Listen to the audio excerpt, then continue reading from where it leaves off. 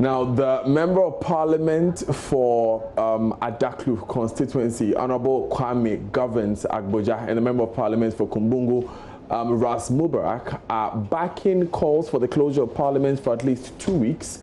Now, they say there's no urgent business to warrant the continuous sitting of the House. For the House to shut down, because 15 members of staff and 13 members of staff and 2 MPs have tested positive. That is serious, looking at the close proximity of the chamber within which we work, and that also underscores the urgent need for everyone, every other MP and staff who works in Parliament to avail themselves for the necessary tests to be done. What do you mean by there not being urgent business, based on which it may be okay for the House to shut down? There's currently the consideration of the education regulatory bill, which is fraught with a lot of controversy. If you look at today's order paper, for instance, presentation of papers. Nothing COVID-19 related. Nothing COVID-19 related. You've got Education Regulatory Bill 2019. So that's just about it. And so for you, all of this can wait for at least 2 weeks when the all of this House can wait for about 2 weeks. The visa waivers. I mean, the committee could be dealing with it whilst the House is on break. I mean, just take a look at the order paper for today. I don't see anything that is of urgent nature to warrant members of Parliament to continue to expose themselves to the dangers of coming into contact with persons who may have COVID-19. Of confirmation that 2 or 3 colleagues, in addition to other staff, have COVID shouldn't be taken as a surprise. Parliament is a house of the people, so a lot of the public, we interact with the public. I was in my constituency the whole of last week. I returned only part of Sunday. So we are not a group of people who are in a cocoon somewhere that can be protected that way. It's not a killer disease, though we all have to play our roles, follow the protocols to minimize the potential of catching COVID. Is it about time Parliament closed down? But it's terrible. 15 people in this environment. We all go through the same, in the same corridor. 25. It's not going to be easy. People touching the walls. I haven't seen anybody cleaning handrails regularly in this house. I haven't seen anybody cleaning door knobs or anything. So yourselves included, you are at risk. You may take the necessary protocols as much as possible. To close down Parliament, the government made us aware that we must do a sacrificial job for the nation because some decisions even have to be taken even in the era of COVID. So I'll leave that decision to leadership and the government. If they say we should, we made that call long ago as a minority and the government ignored it. If it's getting worse, maybe we have to revisit that proposal. Let's go back to Parliament now, and Joseph Opoku-Gakpo is standing by.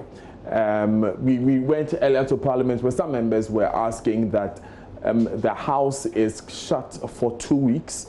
We heard Ras Mubarak speaking there. Kwame Agboza, who is the Member of Parliament for Adaklu, has also been speaking.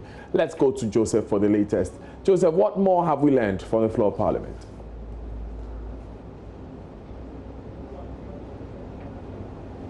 When we establish contact with Joseph, we'll go there. But in the meantime, the landlord who shot and killed his tenant over rent issues has been remanded in police custody by the Abeka District Court to be tested for COVID-19. Victor Steve Nanakankam, in an interview with JoyNews Monday, justified his action, claiming self-defense. The incident has been linked with the failure of the deceased to move out of a 2-bedroom apartment rented from the landlord. The suspect was provisionally charged with murder to allow police to investigate the matter further. We'll begin telling this story with a wrap of what happened yesterday in court, but first, let's speak with Joseph Opoku-Gakpo. Joseph, what more have we learned from the House?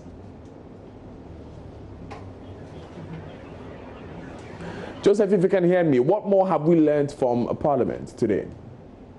A number of things have been happening on the floor and even right here in Parliament House. On the floor, some MPs have been criticizing how come their colleagues did put out details on the fact that there have been some tested positive COVID-19 cases right here in the House, including Dr. Bernard Okoboy, who says that decision should be left solely to the individuals to make, and that as a collective institution, no one has any business putting out some of those details. But for others like Samuel Kudjeto Blakwa, who is the MP for North Tongue, and Joseph Hilechire, who is the MP for Wa West, Parliament needs to be a bit more sincere when it comes to putting out details on whether or not there are COVID-19 cases in the House as a way of fighting the whole issue of stigmatization.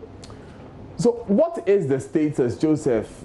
Is it a consensus that there are persons who have tested positive in Parliament?